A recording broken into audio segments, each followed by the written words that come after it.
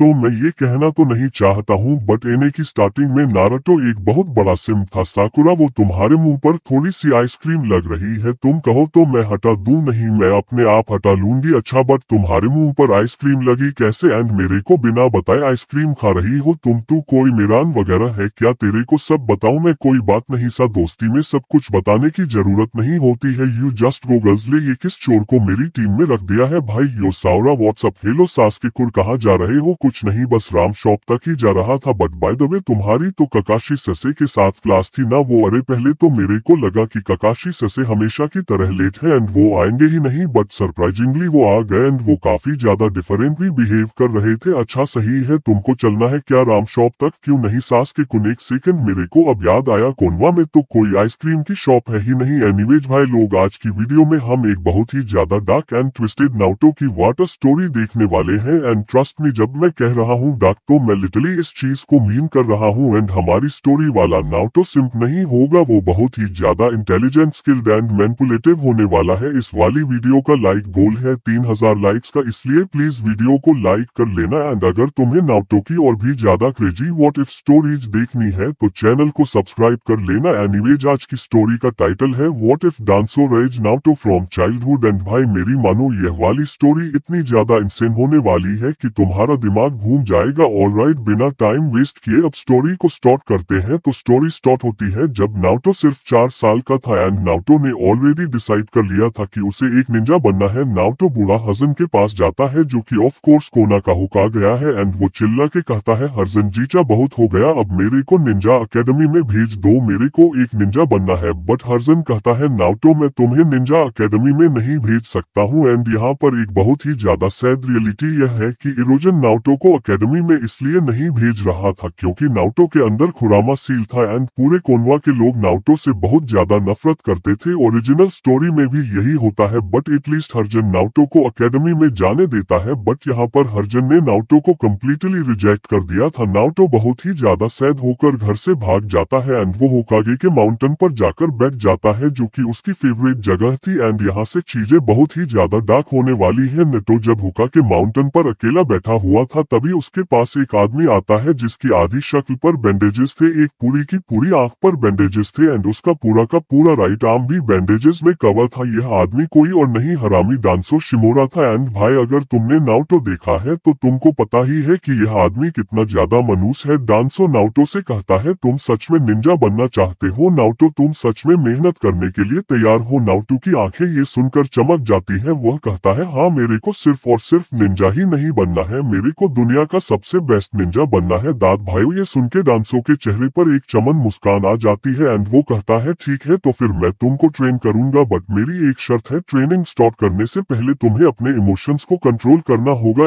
एक अच्छा निंजा कभी अपने इमोशंस को दिखाता नहीं है। 4 साल का नारुतो ऑब्वियसली इस बात को समझ नहीं पाता है बट वो डांसो के साथ ट्रेनिंग करने के लिए मान जाता है। डांसो उसे अपने साथ ले जाता है एंड कहता है, तुम मुझे डांसो बुला सकते हो। एंड भाई यहाँ से 3 साल तक डांसो नारुतो को ट्रेन करता है एंड उसे किलिंग मशीन बनाने की कोशिश करता है। ओरिजिनल टाइमलाइन में नारुतो को जिराया सेंसर ने ट्रेन किया था एंड ककाशी सेंसर ने ट्रेन किया था बट इस टाइमलाइन में नारुतो को ट्रेन कर रहा है डांसो। ये वही इंसान है जिसने इताची को अपने पूरे क्लैन को मारने के लिए फोर्स करके रख दिया था। डांसो नारुतो को रूट ऑर्गेनाइजेशन में ले जाता है जो कि एक सीक्रेट ऑर्गेनाइजेशन थी जो कि अंडरग्राउंड ऑपरेट करती थी एंड यहाँ के सारे निंजास इमोशनलेस किलिंग मशीन्स की तरह थे। हमारी स्टोरी में 3 साल का टाइम जंप आता है एंड अब नारुतो 7 साल का हो चुका था। एंड भाई मैं तुम्हें क्या बताऊं, 7 साल का नारुतो एक बहुत ही ज्यादा डिफरेंट इंसान बन चुका था। हमको एक सीन दिखाया जाता है जहाँ पर नारुतो एक बालक के साथ ट्रेनिंग कर रहा होता है एंड वो उस बालक की ऐसी तैसी करके रख देता है। उस बंदे के चेहरे से नॉनस्टॉप खून निकलने लग रहा था एंड दूसरी तरफ नारुतो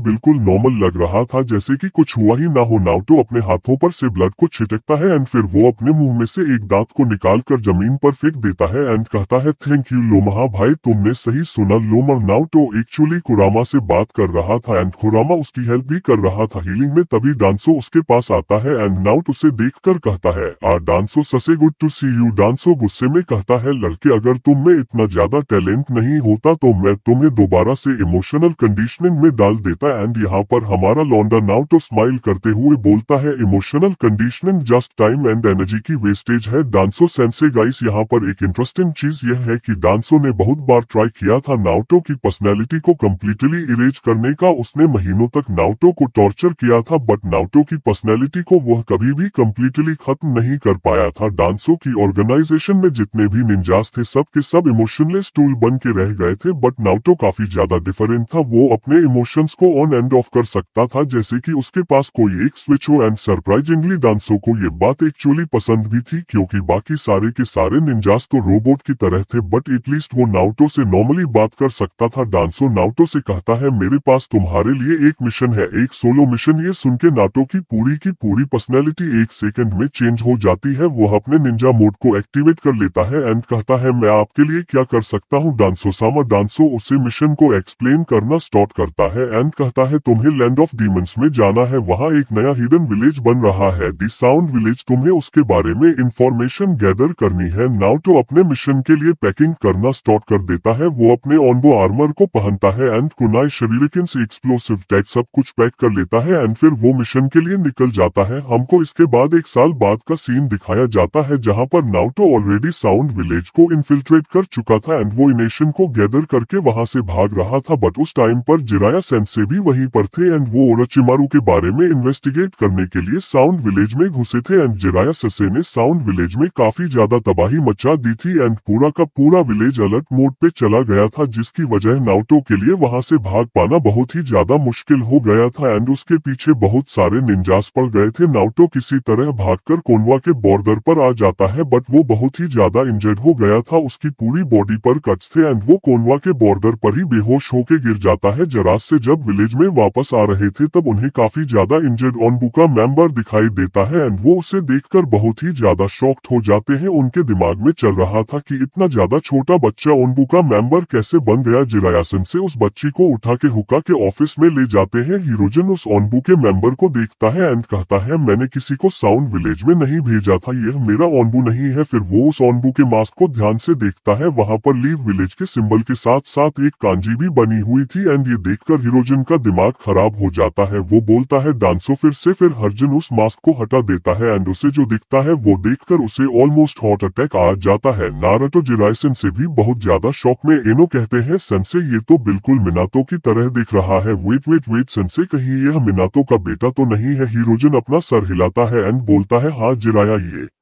मिनातो का ही बेटा है, डांसो ने इसे अपने कंट्रोल में ले लिया है। जिराया ससे ये सुनकर बहुत ही ज्यादा गुस्से में आ जाते हैं। वो कहता है, डांसो ने मिनातो के बेटे को एक इमोशनलेस किलिंग मशीन बना के रख दिया है। ससे आज मेरे को रोकना मत, मैं उसे मार डालूंगा। रुको। जिराया हीरोजन जिरायसे को रोकता है एंड कहता है, काउंसिल तो स्टार्टिंग से ही चाहती थी कि नारुतो को डांजो ही ट्रेन करे एंड अगर यह बात बाहर गई तो वह डांजो की ही साइड लेंगे। जरासन से कहते हैं, तो हम क्या करें। फिर डांसो के हर एक निंजा पर एक स्पेशल सील होती है, ये हमें कुछ नहीं बताएगा। हीरोजन बहुत ज्यादा सीरियस टोन में बोलता है, हम इसे डांजो से दूर ले जाएंगे एंड इसे सील कर देंगे। क्या सील कर देंगे। हीरोजन की नेक्स्ट लाइन सुन के जिरायास के होश उड़ जाते हैं। सब कुछ। जिरायास बहुत ही ज्यादा कंफ्यूज एंड वो बोलते हैं, सब कुछ मतलब। हीरोजन एक्सप्लेन करता है, उसकी सारी मेमोरीज, उसके सारे स्किल्स, उसकी सारी ट्रेनिंग, सब कुछ सील करना पड़ेगा। डांसो ने इसे इतना ट्रेन कर दिया है एंड इतना ज्यादा डेडली बना दिया है कि अभी से एक जोनिन के लेवल पर पहुंच चुका है। अगर हम सिर्फ और सिर्फ इसकी मेमोरीज को सील करेंगे तब भी ये बहुत ज्यादा पावरफुल रहेगा जिससे सारे के सारे निंजा अकेडमी के बच्चों को खतरा होगा। जराया सिंसी के पास भी कोई और चॉइस नहीं थी एंड वो भी इवेंचुअली मान जाते हैं। दोनों हर्जन एंड जराया नारुतो को हुकागे टावर के नीचे ले जाते हैं एंड एक कॉम्प्लेक्स सीलिंग जुत्सु का यूज करके नारुतो की सारी मेमोरीज एंड स्किल्स को सील कर देते हैं। नारुतो का पूरा बचपन, उसकी सारी ट्रेनिंग डांसो के साथ बिताए हुए 3 से 4 साल सब कुछ लॉक होकर उसके एक माइंड के कोने में छुप जाते हैं एंड उस गैप को फिल करने के लिए उसके दिमाग में 3 से 4 सालों की फेक मेमोरीज भी डाल दी जाती है। इसके बाद हमको 4 साल का टाइम स्केप दिखाया जाता है एंड नारुतो 12 साल का हो चुका था एंड ये नारुतो बिल्कुल डिफरेंट था। ये वही नारुतो है जिसको हम बहुत ज्यादा अच्छे से जानते हैं, हमारा लो IQ अच्छे दिल वाला नारुतो जो की बात बाबत पे दते बाप दाते बाए चिल्लाता रहता है। नारुतो की मेमोरीज को सील करने के बाद हर्जन ने फाइनली काउंसिल को कन्विंस कर लिया था नारुतो को निंजा अकेडमी में भेजने के लिए, बट इस वाले वाले नारुतो में अब वो टैलेंट नहीं था जो कि उसे डांसो की ट्रेनिंग से मिला था। नारुतो के स्किल्स ओरिजिनल एने वाले लेवल पर पहुंच गए थे, जैसे कि कुछ चेंज ही ना हुआ हो। एंड सबसे ज्यादा फनी बात यह है कि कुरामा भी सबको देखकर बहुत ही ज्यादा फ्रस्ट्रेट हो रखा था। वह सोच रहा था कि यह बालक पहले कितना ज्यादा टैलेंटेड था, अब ये साकुरा से पिटता रहता है। कुरामा को नारुतो की सील के बारे में सब कुछ पता था, बट वो कुछ कर नहीं सकता था। एनीवे 4 साल के बाद नारुतो एकेडमी में फेल हो जाता है एंड मिजुकी उसे मैनिपुलेट करके फॉरबिडन स्क्रॉल को चुराने के लिए भेजता है। नारुतो स्क्रोल से शैडो क्लोन जूसो को सीख लेता है एंड मिजुकी की गुद्दी चटका देता है एंड फाइनली इरका सेंसस से उसे अपना हेड बैंड देके नारुतो को ऑफिशियली एक निंजा बना देते हैं। 6 महीने बाद चूनियन एग्जाम होते हैं एंड कोनोवा क्रश आर्क स्टार्ट होता है एंड नारुतो सास्के एंड साकुरा को गारा से फाइट करनी पड़ती है। एंड गाइस यहाँ से असली मजा आने वाला है। गारा अपने हाफ शिकागो फॉर्म में आ चुका था, सास्के ऑलरेडी हारा हुआ था, साकुरा सैंड में फंस चुकी थी एंड नारुतो अकेला था। नारुतो गामा बुंडा को समन करना चाहता था, बट वो सिर्फ गामा कीची को समन कर पाता है जो कि उस टाइम पर किसी भी काम का नहीं था। गारा नारुतो पर शैशिक से अटैक करता है एंड नारुतो गामा कीची को बचाने के लिए उस वाले पूरे अटैक को अपनी बॉडी से ही ब्लॉक कर देता है, बट जब वो दोबारा खड़ा होता है उसे बहुत ही ज्यादा अजीब सी फीलिंग आ रही होती है। वो अपने मन में सोच रहा था, ये फीलिंग क्या है, मेरे को अचानक से बहुत ज्यादा पावरफुल फील हो रहा है। गारा के अटैक से मेरे को बिल्कुल भी दर्द क्यों नहीं हो रहा है। अचानक से नारुतो की बॉडी से ब्लू कलर का चाकरा निकलने लग जाता है, जिससे सारे के सारे लोग बहुत ही ज्यादा हैरान हो जाते हैं। फिर नारुतो अपना सर पकड़ के चिल्लाने लग जाता है एंड जमीन पर ही गिर जाता है। नारुतो के माइंड में हमारा लोमल कुरामा बहुत ही ज्यादा खुश हो रखा था। वो देख रहा था कि नारुतो के फोरहेड पर वही पैटर्न्स आ रहे थे जो कि 4 साल पहले आए थे जब उसकी सारी मेमोरीज को सील किया